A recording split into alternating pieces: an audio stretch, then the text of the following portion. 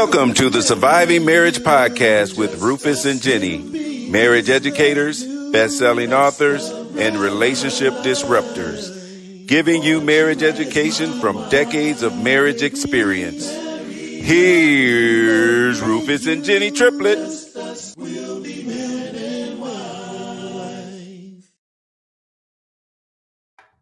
Welcome. Assalamu alaikum. What oh up, my Pete? gosh, we are back. We are back for another episode. Yeah, I got to get him a little bit more of this twang. Oh, stop it. Welcome to all of our global viewers and listeners around the world. Welcome to another episode of Surviving Marriage Podcast, Season 5. I'm sure surviving. I am your host, Jenny Triplet, and attached at my hip Or lucky me. is my co-host for life partner of almost Oh, you got it. almost 35 You years. got it. I got you. Yeah, Rufus Triplet. Yeah, we're happy to be back. Thanks for joining us. If you guys don't know, Explain happy. why we've been gone. If you missed the 2-year hiatus, while we were on hiatus for 2 whole years, check out the previous episode and it explains it all. But before we get too deep into what we're talking about and bring on our guests and different things like that, we want to make sure that if you're watching us on YouTube, subscribe, hit that subscribe button. And if you're watching us on Facebook, hit that follow button.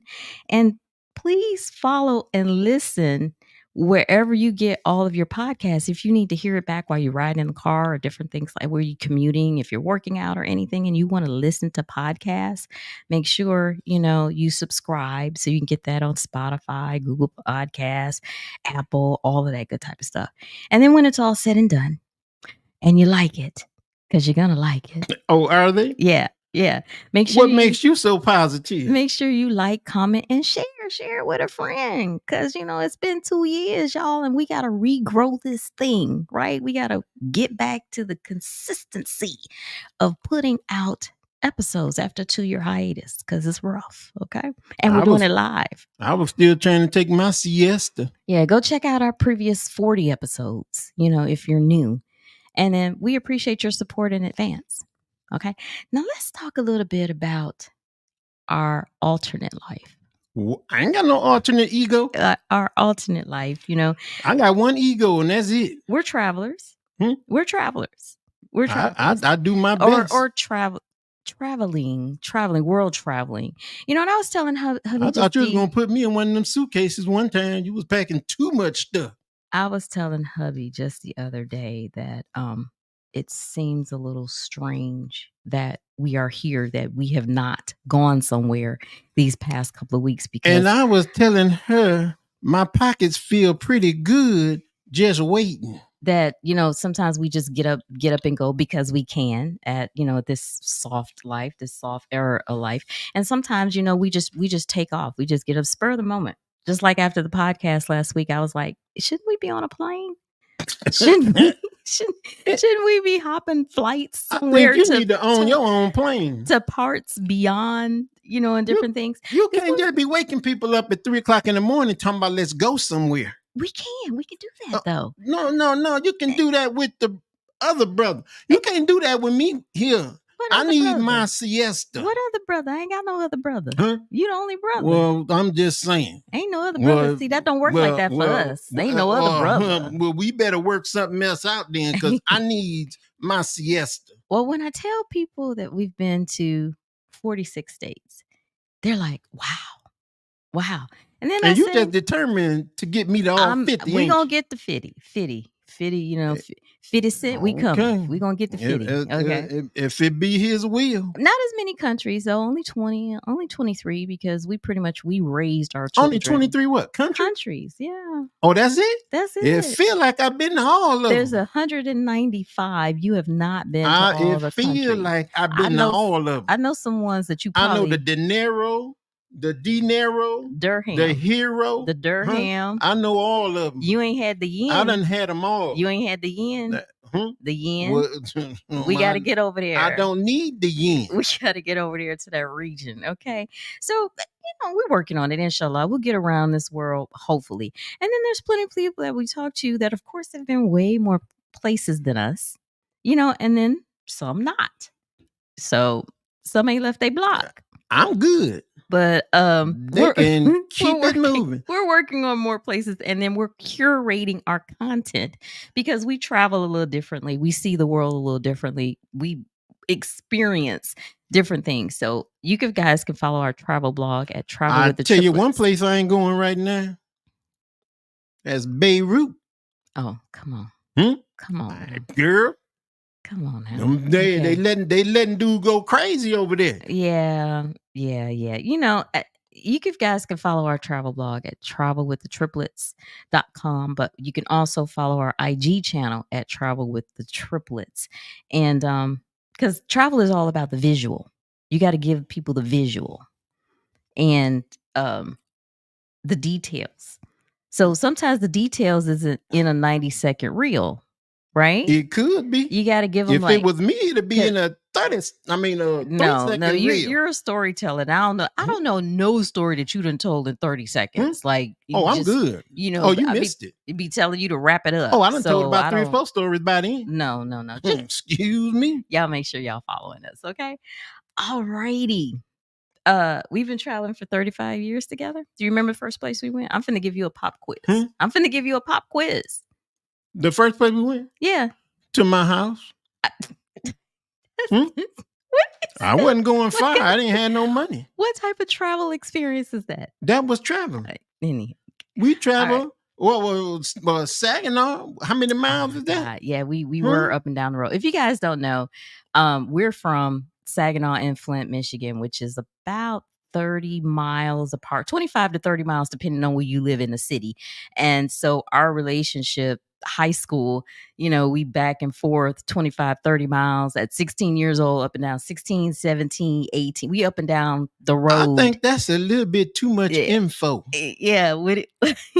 Can we bring the info down a little bit? Okay. Well, let's get back to the pop quiz. All right. So your favorite state? Mine? That we've traveled to. Oh, am I getting interviewed now? I said pop quiz. Pop this. Favorite state? I don't have a favorite state. You didn't like Alaska?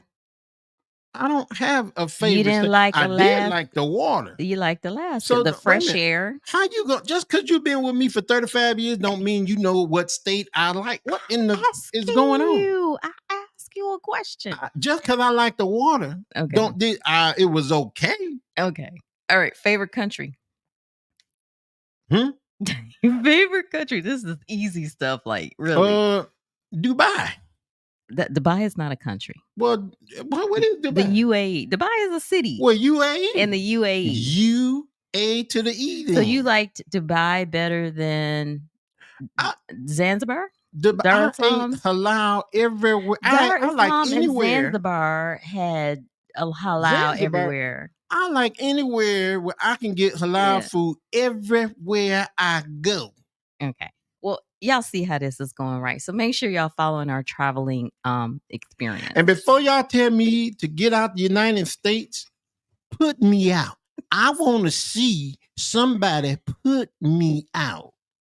We are really, really happy to have this couple today. We have, as y'all can see, we're on a little bit earlier. We had to adjust our time today because we're reaching across the pond for our guests. And we have Rami. That's more like an ocean.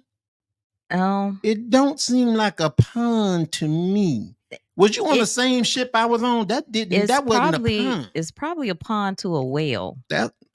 It's probably a pond to a whale. It's an ocean to the whale too. The whale ain't bigger than the ocean. We don't know. We have Rami. We have Rami, rapper, actor, activist, author. Not to be confused with the other Rami. Okay? And then we have Ola. Ola, eh. What Ola. in the... Why you playing with people's names? I'm not playing. Why are you playing with people? Girl. No, if she comes to now let her say something about it. If she comes to the States, she probably hears that. Let her confront you about that. What other Ola do you know? I'm just helping my sister out. Okay. Ola. Stand-up say comedian. Say no kid and play up in here. And it looks like she's got the acting bug as well. Now I call these my Nubian cousins, right? Because y'all know sometimes I go places. Where are you from? And I get Sudan, I get Somalia, I get all of that. So 2 people told you was from Speaking of Somalia, 2 people, and now you you already the know. cousin to everybody in another country. I'ma start recording every Girl, time somebody asks me where I'm from. Sister, where I'm you gonna have to help from? you out. Them Okay. people don't know you. Let's Boo. welcome Rami and Ola. Assalamualaikum. Peeps. We got y'all up past y'all bedtime. Hey sis, I was trying to help you because don't be making fun of my sister name. Wait, remember when we went to Mexico? Oh my God, when I went to Mexico, my head was turning every 3 Hola. seconds. They thought she was saying hi to them. That's her name. Hilarious. Yeah. All right, guys, let's get it started off really, really good. And I have to ask all of our couples when they come on here, how long have you guys been married and how did you meet?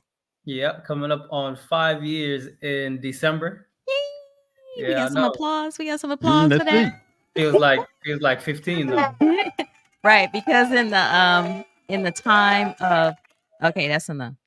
Okay, all right. Because in the time, the time in the time of Muslim marriages, 5 years is like 15. Okay.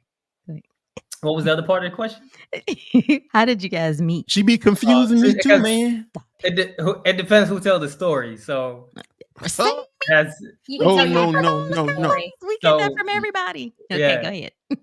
So she was basically like creeping on me on social media. She started out as a fan. Right. I think. Are you still a fan? And now the tables have turned because now he's a fan. I'm a fan now. Okay. Started out as a fan, and we met actually in Sudan. We were both in Sudan at the same time. This is before I came to the UK. I'm from Kansas City originally, so I was in Sudan with my family on vacation, and she was on vacation in Sudan, and she made it seem like we just spontaneously like met at this event that I happened. But there's a little bit more to it behind the scenes. I'll let her take over. Oh, like girl, what was you doing? You said, "Oh, that's that dude from social media." Hey, we know about the stalker syndrome over here too. You know what? It works. So this is evidence that it works. But I knew of Rami since 2014, I think it was. He was in a movie called Faisal Goes West. And I saw it. And so that's when I started following him on social media. Yeah, we didn't want to get the stalker syndrome down for real. In real life. Yeah.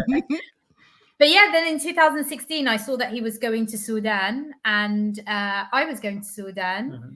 And it's funny because I reached out to him whilst I was in Sudan. But prior to that, I DM'd him a few times, but I was always... I don't recall. Okay. We ain't starting no arguments up in here. But what kind of memory do you call that? Selective. That's a selective memory we have. But when you saw him, Ola, did you say, "Oh, I'm gonna make this brother marry me"? Do you know what? Subhanallah. I knew in my head. I used to always say to my sister, because she knew I was a fan of his music and of him in general. And my sister, because we used to share a room, and I said to my sister, I said, if I ever get the opportunity to meet him, I will find a way for him to marry. Like, it was something I joked about, but... What did your little brother say? Oh, so when I met Rami for the first time, so I've got this thing that whenever you meet like a celebrity or someone that you follow, you should never show that you know who they are. So when I met Rami for the first time, I was like, oh, I know you from somewhere, but I can't place where. And then he was like, oh, well, from your accent, we're obviously not from the same place. And I was like, yeah, I wonder where we'd met. And I was like, it's really bothering me. And my little brother at the time, who was about 8, he was looking between me and looking between Rami. And he was like, of course you know who he is. You're always looking at his pictures on Instagram. Yeah. So I was going to say, so you actually took a chance, because what if he could have pulled you up from the DMs? Somebody, you know who I am. You've been in my DMs. What if Oh, he was Yeah. oblivious. He was probably getting so many DMs he couldn't I find think that me. nor I think them. I think that's what it was. Yeah. I think- Okay, all right. No, All but right. hey, it worked. Alhamdulillah, it all worked for the best. So, Alhamdulillah. Alhamdulillah. Alhamdulillah. But all right, off the top, and we talk about this. You talked about our accents while we was, in the backstage and different things No, or no, no, no, whatever. no. He said, I got twang. You were Excuse embellishing. you. You were embellishing your twang. Well, I Okay. don't hear your twang. Lord, thank you. Okay, but let's talk about ethnicity and nationality, because it's a lot where our people get it mixed up, because we're like a hodgepodge, of mixture and everything. And people that are looking at this are probably going to say, they hear her accent, as far as being British. But you said y'all met in Sudan. Y'all was in Sudan. So, Sudanese, British, American, is all kind of mixed up. So let's go down that rabbit hole, and about how you guys identify in identity politics. yeah, I love that you brought this up, because especially now with this diaspora wars going on between Black Americans and like continental Africans and whatnot, it's a very important topic. So we are not actually in the same ethnicity within the Sudanese realm, if that makes sense. So as like me, it's so confusing because there's so many different things. Like when somebody asks me where you from, it's such a confusing question to answer, because my family is Sudanese. So I grew up identifying as Sudanese. I was born in Egypt, grew up in the United States, and now I live in the UK. So it's like it's layered almost. But I would say Sudanese is a nationality, and then within the Sudanese umbrella, there's hundreds of different ethnicities, languages, so many different cultures that fit within that Sudanese identity. Is that right? Yeah, I always identify as Sudanese. I live in Britain. I was born here. That's my nationality. But I definitely see myself as a Sudanese person,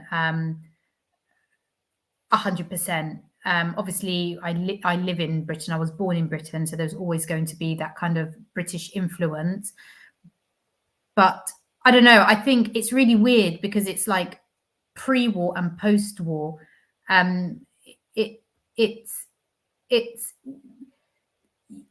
take the best of both worlds. I'm 100% Sudanese, but there are certain British cultures that I hold on to as well. But you don't have really the option not to. It's the same with being American.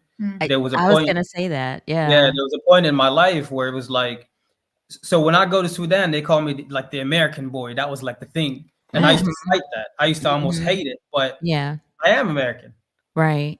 And I can't fight that. So that is a part of me. I grew up like in Kansas City. I grew up, I mean, I'll rap. Like, how much more American can you get? Well, I mean, everybody steals from our culture. So, around the world, the rapping, the dancing, the everything. So you could say that you're a rapper, but you can go over to Sudan and find a Sudanese rapper who done copped all a Oh, there's Drake. a whole scene. Oh, There's yeah. a whole Exactly. scene. Who had copped all the Drakes and Jay-Z's and everything, their licks, and you know what I'm saying, inflection. They've copied all of that because it did not originate over there. You know what? We have a habit, and I'm saying people in general. So I'm just asking the sister because your accent is really heavy to me. But anywho, do you get people come to you and say a cheerio? Do they start trying to Oh talk my to you? God, when I went to America, what an absolute pain that Now, was. I ain't gonna say it, sis. I ain't gonna say the first I was time going to that. say, do you want to have some tea? Stop it. Well, first time we went to London, I'm not even gonna tell you that we didn't. I pulled out my pinky finger Oh, and we had were my doing the tea. pinky and everything. Like I'm looking around at people like, what y'all do? Stop it. But it's no different when people come here and go to Texas and they wear cowboy boots. So, it's certain things, and a cowboy hat, as well. So it's certain things. But go ahead, with the accent, sis. So when I went to America, his friends would speak to me in what they perceived the British accent would be, and it's such bizarre humor because Yeah. I've never even met these people before. One of his close friends introduced himself. He was like, "Oh, hello there. Oh, it's so lovely to have you here." And I was Stop. just like, "Okay, like it's just so bizarre." But then with Rami, you know, sometimes when our conversations get a bit heated, I will mimic his accent, like I will Which is mimic him nothing back like with You're an able to American. do an American accent? she is terrible at it. She thinks Oh, I have a Southern accent. Oh. Oh, to Like to you her, it yeah, is. like to To her, you this it is is. Southern. Well, you know, I understand that because when we went to Africa, when we hey went man, to that's why I asked her, because I'm up in this Joker, man, and they trying to talk to us, and I get it, but we don't speak the same language. when So we went to Tanzania.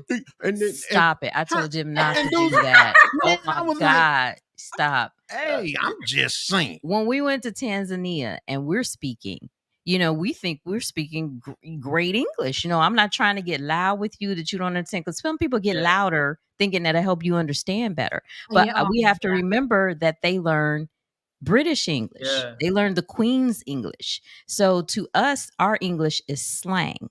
To, you know, But no, some of the to things. them. Yeah, to them, Yeah, our yeah, English they kept is telling us we speak in slang. Yeah, and so it gets really, really strange. And I understand what you're saying about that, Rami, because I grew up in Michigan, but my mom was born and raised in Florida. So when I would go to Florida with my cousins, aunts, uncles, and different things like that, especially the cousins, you know, kids can be cruel. Cousins, whatever, they would be like, "Oh, here comes the city girl," you know, here come, you know. Well, you did talk a little proper. Eh. Coming from Saginaw and Flint. What kind of, I was like, where you come from? Anywho, totally understandable. So does that annoy you, Ola, when you know people do that? No, not at all. I find it quite entertaining, actually, how like their perceptions is so strange. I think it's because the majority of the time, the British people you see on TV, they're two extremes. You've got the kind of like Mhm. London British people who, you Right. know, like these grime artists, like people like Stormzy and I can Dave. see that. Yeah, and then you get, and I think what I get the most is, oh, you don't sound like the whole concept of you sound white, and I've never understood Right. that.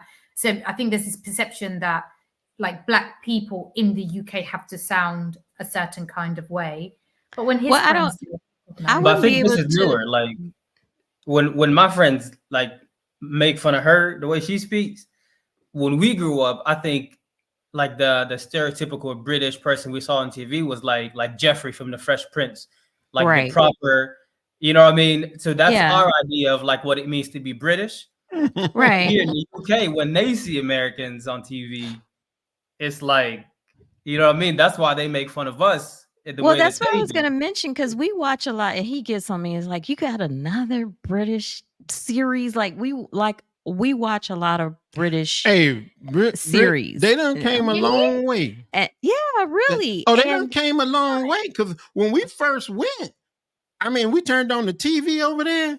I was like, they ain't got nothing to watch. and it, Mhm. just the black people sound like you. And we've watched several different series, so to have different types of black people, and none of them sound the same. Like for them to have a gangsta slang hood type of accent or anything, whatever, it all sounds the same. You know what I'm saying? And That's to us. interesting. Yeah. So yeah, it's just interesting. But we're Yeah. gonna go because we got a lot to talk about. Okay. All right. Now you guys are in what is, and I for lack of a better word, you know, especially in Muslim communities, a controversial category as far as artistry, you know? And Oh, they in a real controversial. yeah, and Yeah. and Rami, you know, we know Prophet Dawud alayhi salam was given, you know, poetry. He was given, you know, the scripts and everything as far as poet. He was given the gift. Okay. And but also Ola, the comedy. Oh, the I comedy, knew comedy. you wanted to do it. Go Yeah, ahead. and Hola, stop it. And like our brother Preacher Moss says, Allah made me funny. But is Islam supposed to be funny? And are you making fun of Islam? I'm sure you've gotten all of this before. So I'm going to give you two the floor and we're going to have this conversation. So I don't make fun. I don't make fun of Islam. I make fun of people's perceptions of Islam. I will make fun of people who make Islam not what it is. So, like Islam is a very, very simple religion. And we live in a country where we already have, where people have a perception of Muslim people. And what I perceive as worse are Muslim people that make our religion look worse than what it is. So the big example, the one that went viral, is the woman who judged me for buying a Peppa Pig cake for one of my friend's daughters. And she was like, and it's a vegetarian cake. It's a cartoon character that you see on TV. And this woman wouldn't even say the word pig. She referred to it as PIG. So yeah, I will mock her because that is stupidity to the max. Even though the word pig, like in Arabic, it's in the Khinzir Quran. is in the Like when you read Quran. Quran, you don't spell it out. You say the word. Yeah. So in that sense, it's not only for a Muslim audience that I'm showing, because my audience is people from all different backgrounds. So I'm not only showing Muslim people, like, look how ridiculous that there are more important things going on in the world, and you're focusing on not saying the word pig. And it's also showing non-Muslim audiences that these are the people you surround yourself by, that, you know what, Islam is very simple, and there are extreme people that make our religion look insane. But in regards to mocking Islam, I never mock Islam. And if anything, I feel that my comedy actually normalizes Muslims, looks at them in a more positive light, in a more normalized light. And if anything, like the positive messages that I get from the Muslim community, giving girls confidence, for example, to wear their hijab without fear, without worrying what people think. And encouraging people to go to the arts, because unfortunately, back in the day, the way that we were a positive influence was working in hospitals, working in healthcare, working as lawyers. But now no one cares. That social media and the media is the most prominent way of showing and telling people who we are. And through comedy, I believe that that's exactly what I'm doing. I'm normalizing what Muslims are, and just showing that we're part of, we have personalities too. Yeah. Remember you want to tell them about the banana thing? Oh God, I'm gonna. Oh my, wallahi, this is what I need. Rami, before I hold on with your story. Before I get to you, I just want to follow up on that. Okay. So you're saying that in context, saying normalizing Muslims. This is what I'm saying, because I can't even tell you half the stuff, and we still get it, half the stuff when we started our journey of coming out of our bubble and talking about marriage and different things. I didn't come that. out. And with our kind of come out did we do with our surviving marriage book and different things like that, and talking about, I can't even tell y'all I mean the stuff that we have gotten, because we're more mainstream, because we have been on TV, because we have been in magazines, because we're not just in the masjid, that kind of thing. And people, let me tell you, with just real brief, with marriage, I feel that with Muslims, they feel that it is left to a scholarly audience, that a scholarly lecture in regards to marriage and the way we tackle it with our experience and different things like that is looked at, more mainstream and different. Everybody ain't the same.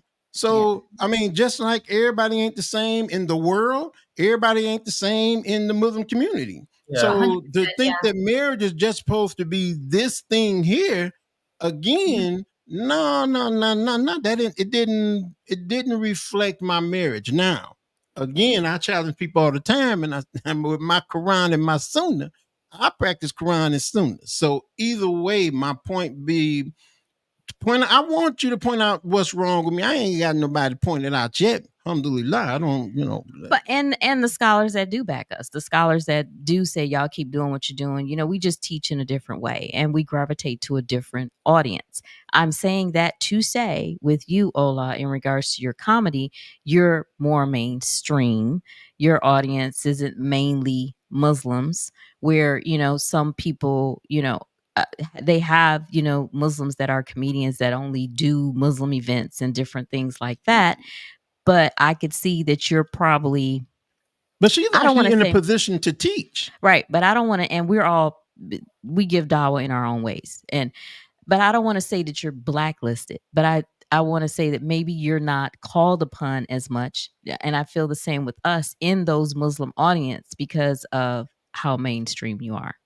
No, so I don't agree, because I'll tell you why. Recently we just did a tour and it was called the Comedy Queens Tour. And the Comedy Queens Tour is a lineup of 4 Muslim female comedians of a different spectrum of practicing. So we all wore hijab on the tour, but some of us, in our own time, they didn't wear the hijab. And we did a tour of 11 cities in the UK, and one of them being the O2 Indigo, which has like a capacity of 2,000. And the niche about this tour is that it's only for women. It's a women only audience. And we had rooms varying from minimum 800 to 1,500. And I think the biggest was almost 2,000, 11 cities. We sold out every single arena, and the audiences were 99% Muslim women. Because at the end of the day, I'm a Muslim woman living in Britain. I'm talking about my experiences as a Muslim diaspora. So non-Muslims are interested because there's not a lot of Muslims that are doing what I do. So they're interested in what we have to say. And then you've got the Muslim women who are also Muslim in diaspora, who are like, finally, there's a voice that can speak for us. So at the moment, I'm touring, and I would say my audience is 50-50, 50% Muslim, 50% non-Muslim. So I do feel like predominantly my following and audience is Muslim. Right. I understand what you're saying about that. But I'm saying as far as, and you could put together a tour because people do that with other Muslims. But I'm saying to be called into the scholarly realm, to be called on into that level as far as your comedy, and to be seen as someone that's giving dawah or someone that's representing Islam in the right way. like the nasheeds. Yeah, but she's talking about the circles. No. And I would never say that I am at a level or to be giving dawah. I give dawah not by example, by character, rather than oh well, in my comedy, haha, knock knock, who's there? I got 30,000 hadiths in my head. Yeah, knock knock, who's there? Surat al-Fil. Which one? The elephant? No, not at all. I talk about my experiences. I talk about being a Muslim in the UK, in work, in every aspect of myself, and this is a reflection of me living as a Muslim rather than like the da'wah route and stuff like that. No, exactly. And that's all I'm saying, is that when people see Muslims and you do a certain thing and how it relates to the Muslim community, right? And it's like, how can, and I'm just saying this for lack of a better way to say it, how can masjid communities, pull on you for that certain thing? Like imams get called in to do khutbah, imams get called in to give go do fundraisers. That's what we're saying. Even within the Muslim community, I feel like, and I don't know, I would assume that you experienced this yourself. The way we look or our background, they would assume that we just don't know as much. 100. But look, I'll give you an example. They did it in Chicago, and they excluded us a couple of times. Then one time they called us in, and we packed the room. The look, the fact that our names are Rufus and Jenny and not Bilal and Khadijah, Yeah. You know, And I did that on purpose because if anybody know me in the Muslim community is Ismail, but my professional name and what people know me out in the world is Rufus. right? Because we feel Muslims need to get over that. You know, Well, it ain't people about people are coming to this religion in droves, as it's, you know, as it was as it has been written, and nothing ever said that you had to change your name in order to do you that. can keep your father name. You ain't got to change it, but Yeah. so I'm gonna tell you one of the reasons I kept that too. We did a program in Philly, and a little 15-year-old boy came up to me, and because my name was Rufus, he wasn't even associating because everybody around him in Philly had Bilal and all these other. So and he said, "Well, you Rufus?" And I said, "I sure am." And he liked our presentation as far as he didn't see it in his family as far as marriage, and my name was Rufus. I'm like, bruh, hey, let any one of them Bilal or anybody them tell me I ain't Muslim. Bring them to me now. Right. These are just hurdles that I'm speaking about in regards to the to being Muslim in the Muslim community. But Rami, I'm gonna give you a chance to respond to that and the controversy of your artistry. Yeah. I mean, with music, when I started, I mean, I had the, I don't know, maybe blessing of coming up in a household that was full of I have a lot of artists in my background, in my family tree. And so it wasn't coming up, it wasn't like, oh, don't do this, is haram, or this is not accepted. My parents were very supportive. In fact, my father would take me around to different recording studios in Kansas City and try to get me like to play my music when I first started out as a teenager in this. But I walked away from the music industry on purpose, by choice, just because of how wicked it was. So regardless of the type of music that I was putting out, you know, I would rarely even like use profanity in my music.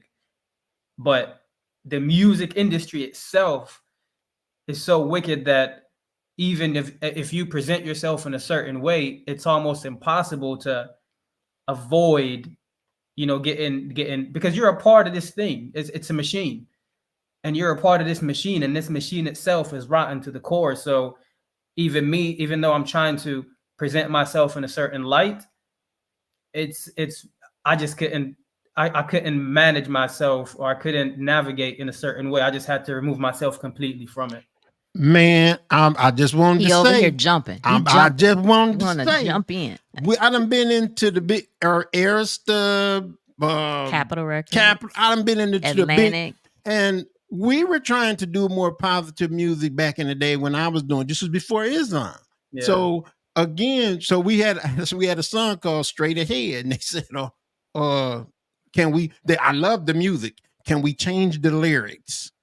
Okay, we're trying to put out positive messages. So the music industry, that wasn't their money maker. We need some LOVE music. This ain't working for me, right? So again, my point was I can understand where you're coming from, and I found evil in it when I was actively participating. And again, I don't like that aspect of the music where they control what's actually being put out. Yeah. I mean, it's something that I love. Like, no matter what, even now, like, I would never go back to it. Like, I don't have that urge. But I mean, me art, neither, bro. Art is just something that's in me. It's not like I can just stop being an artist. Right. Oh, and but you move that into another another direction, which he has, which I had to, because when you're a creative person, we're both creative. Yeah, I'm a writer. I was sitting on the edge, like, and he, girl, what am I gonna do now? What am I do? Came up in the music business, music producer, writer, songwriter, all of that. He could play instruments, all of that. Been on stage with the biggest of the biggest, Bob. I was up there. Whoa, girl. Stop it. Stop it. I was doing some crazy stuff. Come back. You good? Oh, I'm back now. Okay. All right. So it's like, how do you hone that into something else? And you just find redirection for your creativity. So that's pretty much kind of like what we did. Like, he uses his skills now, to produce our podcast. Because I don't necessarily tell people as far as, I mean, even if some of them want to partake in musical instruments and do what they do, it's the evilness of that business that 100%. I really caution people of getting involved in. And Yeah. again, man, we can go down the line. I ain't starting. I ain't bringing up no subjects. I'm not saying nothing about nobody. I'm just Okay. saying I was invited to a couple of parties back No, then. we ain't Yeah. going there. We ain't I going was there. invited. We ain't going there. Okay. Yeah. And may Allah reward you. I just want to say that. May Allah reward you. And of course, I mean, may Allah reward all of us, inshallah. inshallah. Are you guys with creative people? Like I said, I married a creative person. He married a creative person. And, sometimes we've been married a long time. And sometimes I ain't been married that long. You get up in here and wanting to do this, you wanting to do that or whatever. Have you guys ever been in competition with one another, like trying to one up or coming up with projects or anything? Yeah, 100% never. Never. I think I support her all the way. Like when she started comedy after we had met. And so from the get-go, I was behind her 100%. I support her. Again, correct me if I'm wrong, but I feel like I've been involved in the art world longer than her. So I think my experience might be a bit different. Not that it's more or less, but it's just different. I've seen a little bit more. And so I may give her some advice in that aspect, when it comes to because you'll be on a radio interview and they try to bait you sometimes. They try to get you they want that sound bite. They want you to say something that you shouldn't say. So, sometimes I may give her advice in that aspect, but we don't compete about who got more followers or anything like that. No. We don't look at it that way. I celebrate his, this is going to sound really cringe, but wallahi, when he succeeds, I feel like it's my success. When I see him doing well, I feel like as if it's happened to me. That is how happy I am. Alhamdulillah, that's never felt that. It's just that's how marriage should be. That's actually good to hear, because again, if you've been somewhere that somebody ain't been, and whether it's still the industry, and these people, a lot of people don't take the advice. Yeah, of people who already been there. Yeah, it's just I'll something looking like, okay, go and bump your head. It's just something to have a supportive partner. Supportive. And trust. We know a few people because we do counseling as well, and so we know some people that have gotten divorced over there. That's why I asked this question, over their jealousy or competitiveness with their mate. I be trying to tell people, learn how to fall back during trying to make it to 20 years and beyond. Learn how to fall back really, really good. If you don't learn how to fall back, I'm saying when somebody has aspirations and you don't want to sort of be there with them or help, fall back. Yeah. Don't be a hindrance. Don't stop someone from doing them. Let's talk about how your artistry can move into your activism, because we're very active. We're about social justice issues. I didn't do no treadmill. I don't do treadmills. It's too active for me. I said activism. And your artistry can come into play with that, because it allows you to have a voice. It allows you to have a platform, which we do. And trust me, Lord knows I get challenged almost every day about stuff I say in regards to different things. But let's talk about, besides for that part, about it being connected to being poor.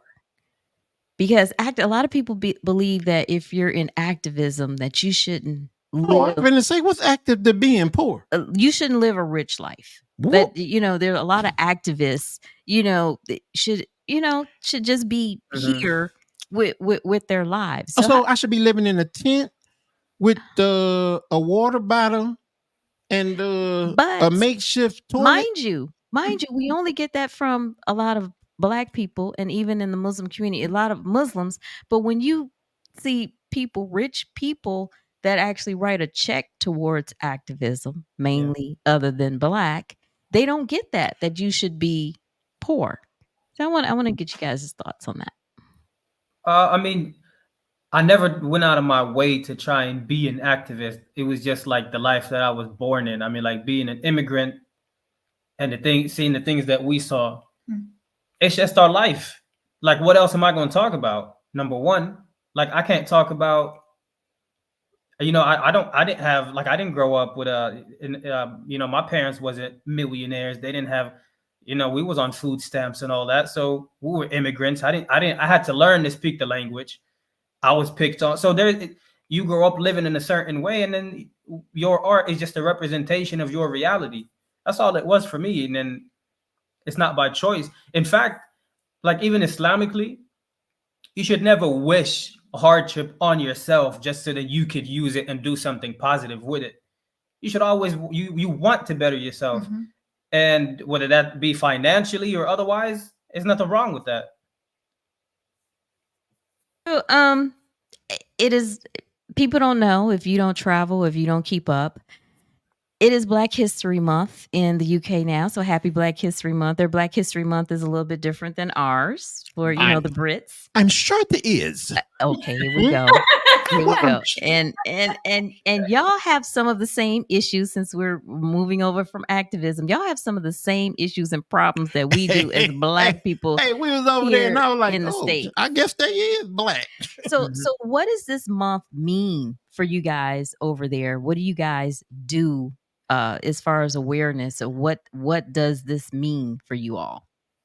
So this is something, particularly being married to Rami, but I've always felt that way. There is no comparison between the Black experience in the US and the Black experience here. So this is a point, especially like being married to Rami, like it's true. Like, a lot of the Black people in the UK know their roots. Like, we're immigrants, and, you know, like, we know we're Sudanese or Nigerian or from Jamaica, or so. I think the impact of Black History Month in the US is very different from Britain. Saying that, there is a lot of racial inequalities in the UK, no matter what field you work in. So I think Black History Month is highlighting, you know, what Black people have done for the UK, and the positive influences from Black history and its impact on the UK. I think being Black British has a different definition than Black American. It's not completely different. Black British culture is African immigrant culture. It's Caribbean immigrant culture. Yeah. Where Black American culture is a culture that developed in the US. Yes. So the roots and what it means to be a Black American and a Black British is completely different worlds. Completely different worlds. Oh, great. Wonderful. We hope you guys can spend this month in awareness, because no matter if you're Black over there, if you're Black over here, you know, you're Black. I saw the way they treat them. Because I saw it. When you show up in this country or show up in that country over there, they see Black. You haven't even opened your mouth yet. It's a difference when you can say I saw it over there versus seeing it on TV. Exactly. You don't know. Okay. What has been some of the biggest challenges in your marriage? I don't think that's for me to answer. You can answer that one. You can answer that one.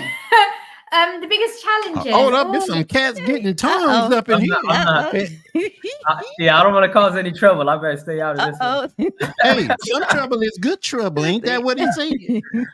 I saw the face. Yeah. I think. Do you know what? When we got married, obviously Rami was in America and I was in the UK, and that transition was really tough because like the application process. So in the first 2 years of our marriage, I think we'd only spent like what? I was away for 6 months straight for the first year. So for the first year, after we got married, he came for a bit, then he went back to the UK. And then US, sorry. So I was in the UK on my own, and I was on my own for a while, but he had to come back because I work in a hospital and I got COVID and I was extremely ill and I couldn't go anywhere near any of my family. I was too ill to travel anyways. So at that point, I was really ill with COVID when it first came. So Rami had to come back because I was on my own. So he stayed for a while, and then he had to go back again, and he was away for 6 months straight. So I think that was probably the most difficult thing. The in our visa marriage. process in the beginning was Really, it not was quite easy difficult. at all. Yeah, it's very it was difficult. Quite difficult. But now, now what difficulties are? Or we're not touching on that. No, I don't. I'm actually. Well, listen. In every marriage, there's going to be differences. Like We live very close to.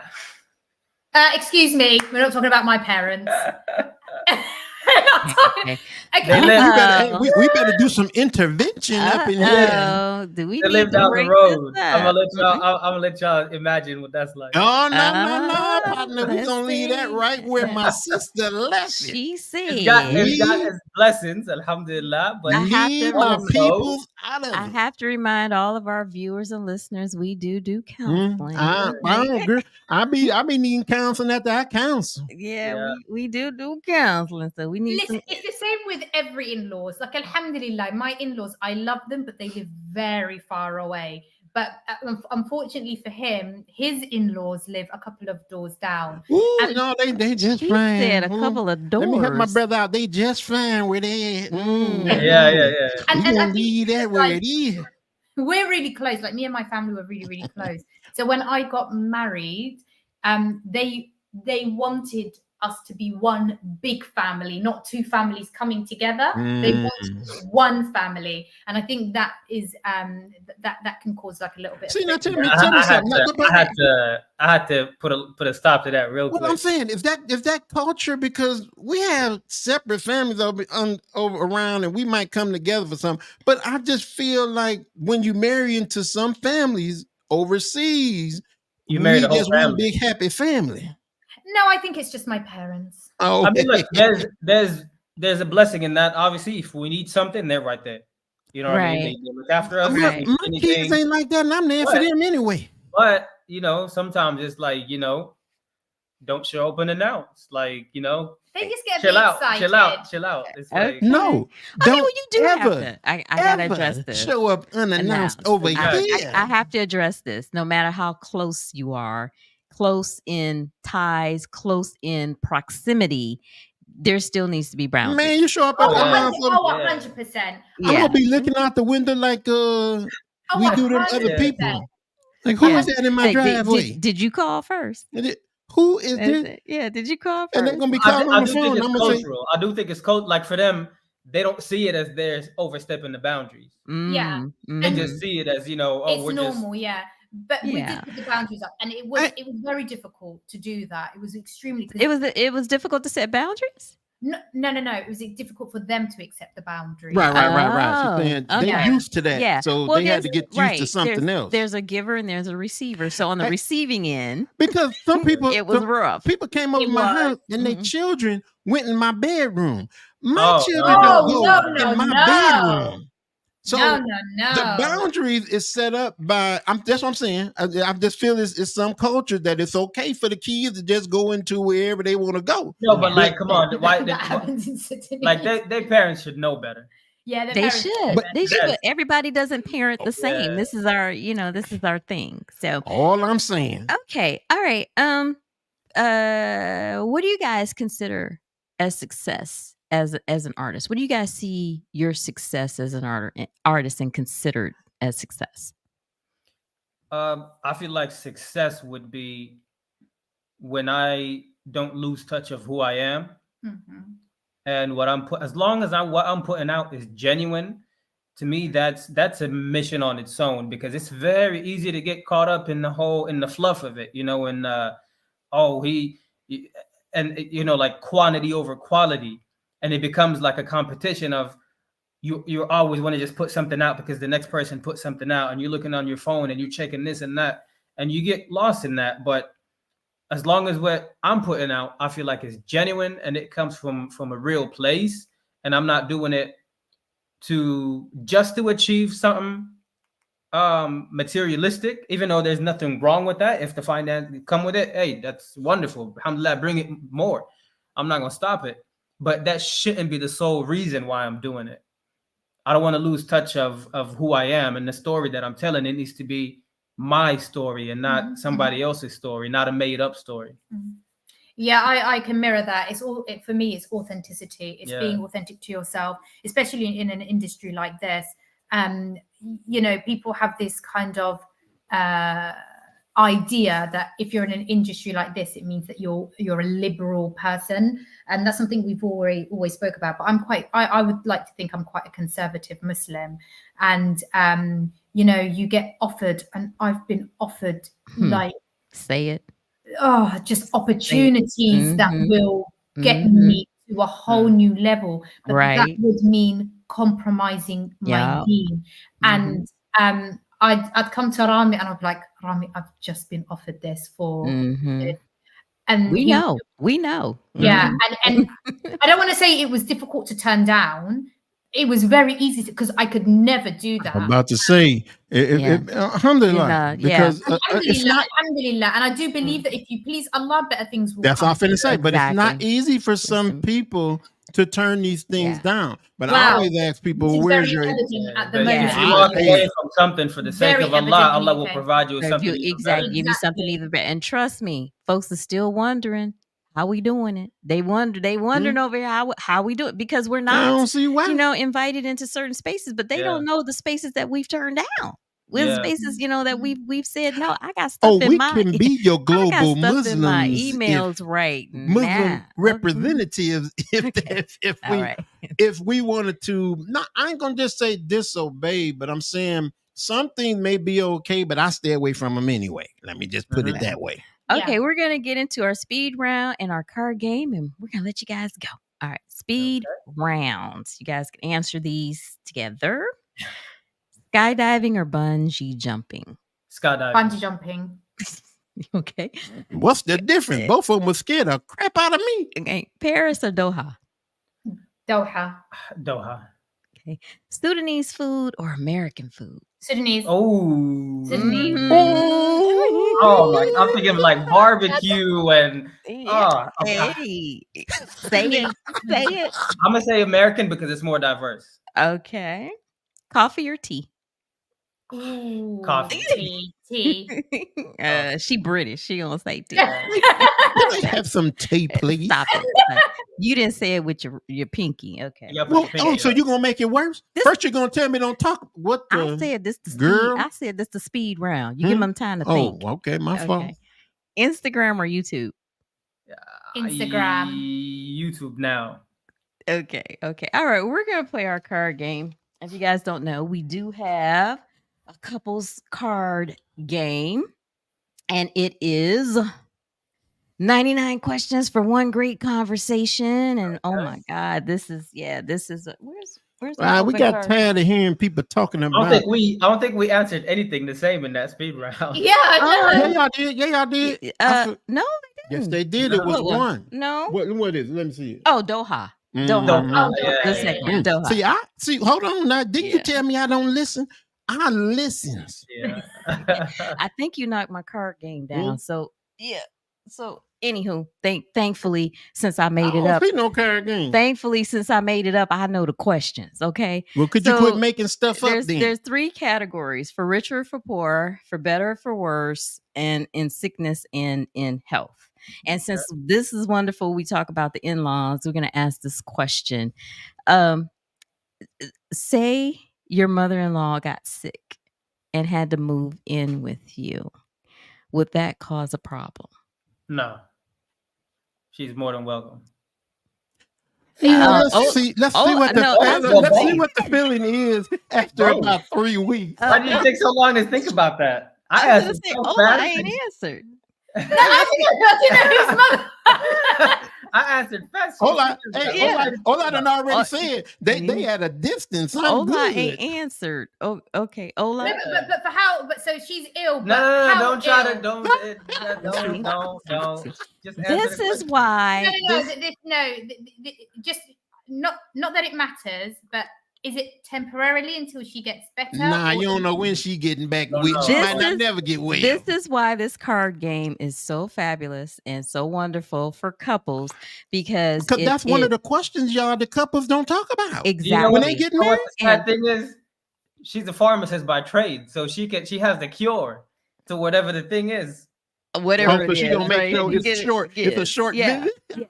So yeah, we created this 5 years ago for our 30th anniversary, and it has sparked so many conversations, and it goes in different ways. And it's for people, even a lot of single people buy this game because it's for people who don't think about those things that come up in their We're marriage. trying to give you some good This- questions to talk about because again, if you don't know how these people think, and then this situation hits you, right? Yeah. This happened in our marriage. My mom got sick, Oh, and she had to move in with us from Michigan.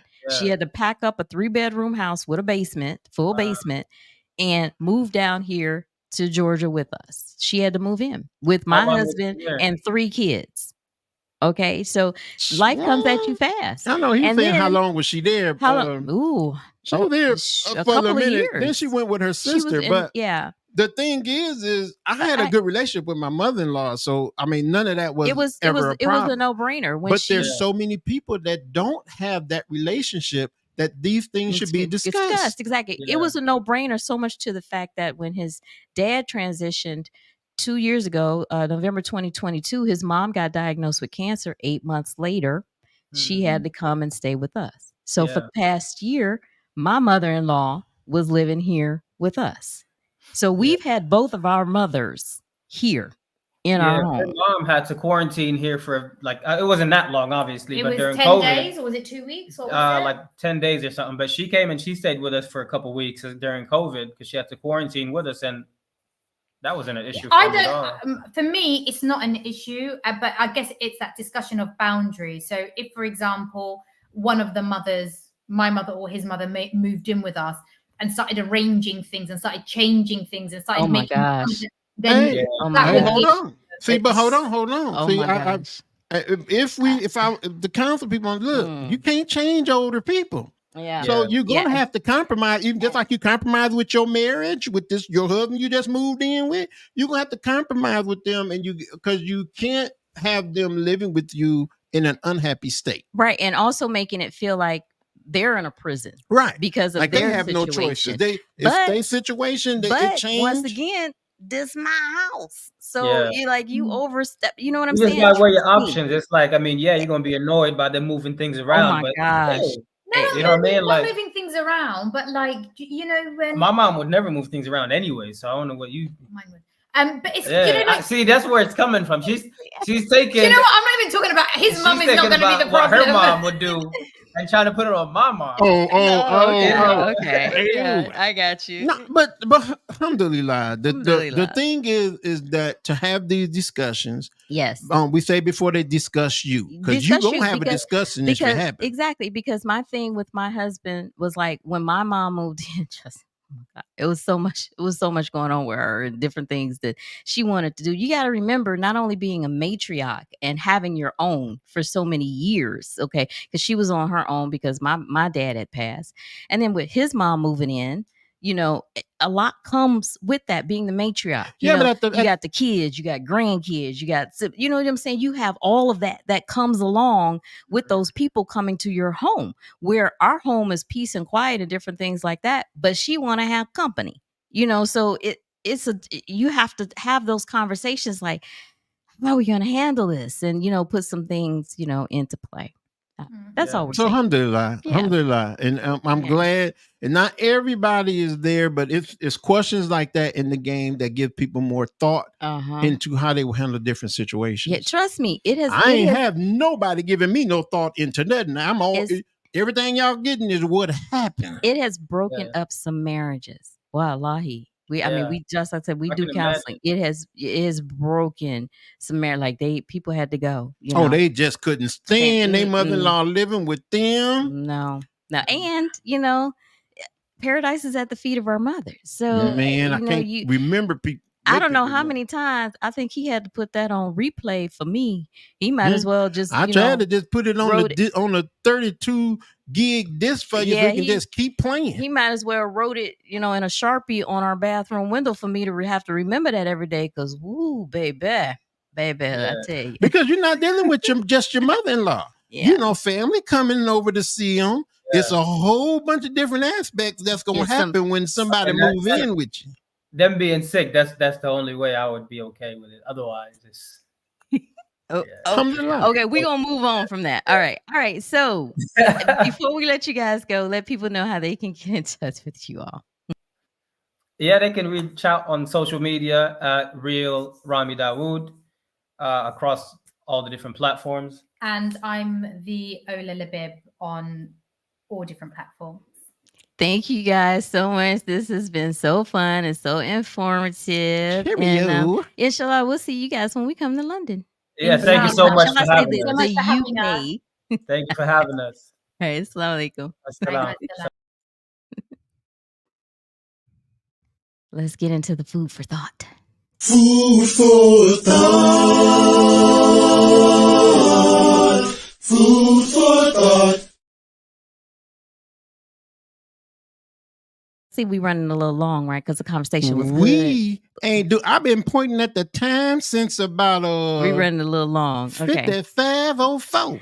This is our anniversary month, so we'll be giving you guys tidbits on our longevity. When we ask people to guess how long we've been married, nobody ever comes close to 30 plus years. Nobody. Okay. Sweat up in here? Nobody. I'm sweating. You sweating? Okay. I'm talking about sweat. That makes me smile because I guess, we weird well. I guess, some people would say, we weird well. And in a few weeks, we'll celebrate another marriage journey milestone. And the best tip that we can give you guys is that keep each other first. Put each other first. Nobody else came first in our marriage. Not our friends, not our family, not our kids. Everybody always say them kids. Yeah. What kids? No. I wish I would put a kid first. I'd be married to my kids. No outside distractions or anything like that. Maybe that is an old school type of love. I got that from the older folks. Don't put your kids first. Maybe that's where I got it from. Maybe it's a selfish sacrifice, but it worked for us. And, this new stuff being friends and you can go. I'm gonna still have my kids. You sure will. We wrote the book on it, so you guys can check that out. All right, that's the food for thought for today.